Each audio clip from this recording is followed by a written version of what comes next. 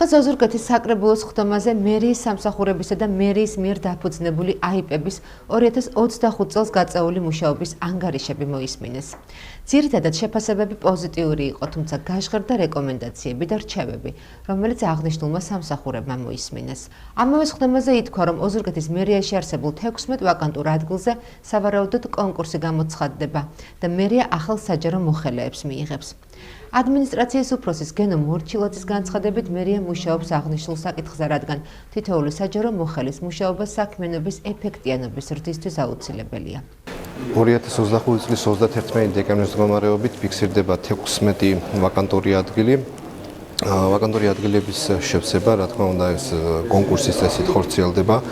გვაქვს დღეის მდგომარეობით უკვე ვაკანტური ადგილები, როგორც პიარის მიმართულებით, გვაქვს ვაკანტური ადგილები სხვადასხვა სამსახურების მიმართულებით. მერიას სჭირდება კადრები, გამოცდილებებით და პროფესიონალიზმით, რომლის მიმართულებითაც სამსახურებში არის დღესდღეობით ვაკანტური ადგილები. შესაბამისად, გეგმა უნდა ვფიქროთ კონკურსების გამოცხადებას, როცა მერიის მუნიციპალიტეტის ძლიერი გუნდი უფრო გავაძლიეროთ და შესაბამისად რეაგირებები მოქალაქეების მოთხოვნებთან დაკავშირებით ღირსიერად, დროულად იყოს დაკმაყოფილებული. დღევანდელ ხდომაზე ისაუბრა მერიის საფინანსო საბიუჯეტო სამსახურის უფროსმა პავლე ჭყონიამაც, რომელმაც აქცენტი ელექტრონული ბიუჯეტის მნიშვნელობაზე გააკეთა. მისი თქმით, ეს მოდელი ხელს მეტ გამჭვირვალობას და ეფექტიანობას შეუწყობს. ელექტრონულ სისტემაშია ჩართული ბიუჯეტი, რასაც ვადგენს იქნება საკრებულოზე ელექტრონული ფორმით ხდება როგორც ხაზინის ისე ბიუჯეტის პროგრამა.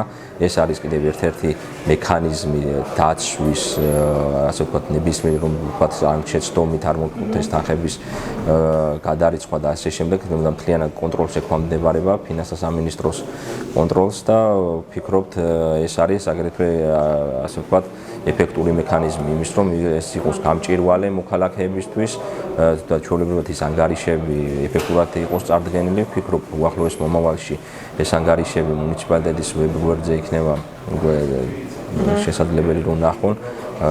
კიდევ ამზადებ, ასე ვთქვათ, გზამკვლევს მოქალაქეებისთვის, რაც მარტივად აღსაქმელი იქნება და გასაგები ბიუჯეტის მიმდინარეობის პროცესი და ის პროგრამები, რაც არსებობს ოზურგეთის მუნიციპალიტეტის ბიუჯეტის რეალობაში.